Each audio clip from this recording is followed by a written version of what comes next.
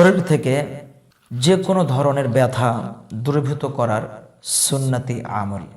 যে সম্মানিত দর্শক শ্রোতা মণ্ডলী, শুনে কি আপনি আশ্চর্যান্বিত হচ্ছেন? না, আশ্চর্যান্বিত হওয়ার কোনো কিছুই নাই। কারণ আল্লাহ সুবহানাহু ওয়া তাআলা বলেছেন, ওয়া নুনাজ্জিলু মিনাল কুরআনি মা হুয়া শিফা।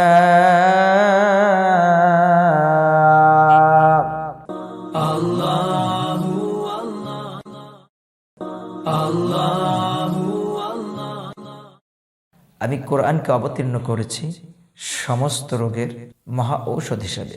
আর কোরআনের মাধ্যমেই আমরা আমাদের জীবনের সকল সমস্যার সমাধান নিতে পারি।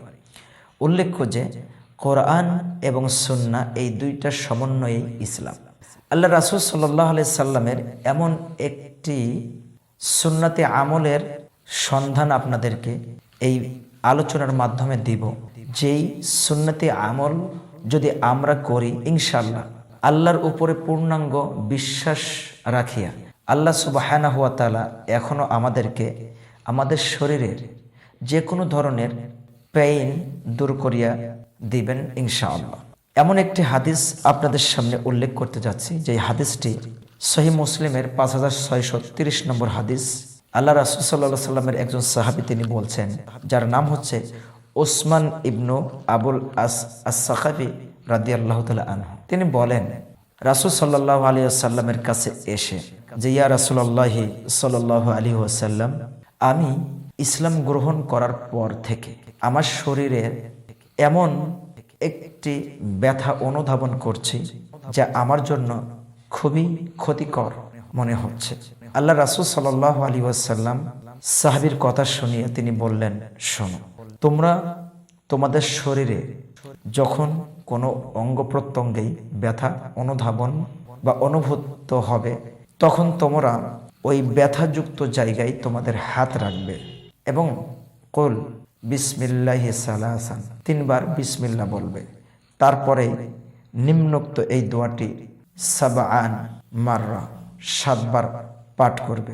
তাহলেই আল্লাহ সুবহানাহু ওয়া তাআলা ইনশাআল্লাহ তোমাদের ওই ব্যথা দূরীভূত করিয়া দিবেন। দোয়াটি হচ্ছে আউযু বিল্লাহি ওয়া কুদরাতিহি মিন শাররি মা আজিদু ওয়া হাজিরু 7 মাররাত। অর্থাৎ এই দোয়াটি 7 বার পাঠ করবেন। দোয়াটির অর্থ হচ্ছে এই, আউযু বিল্লাহ, আমি আল্লাহর কাছে পানাহ চাচ্ছি, ওয়া কুদরতিহি, এবং তার সমস্ত ক্ষমতার মাধ্যম দিয়ে আমি পানা চাচ্ছি। কি জিনিসের থেকে পানা চাচ্ছি?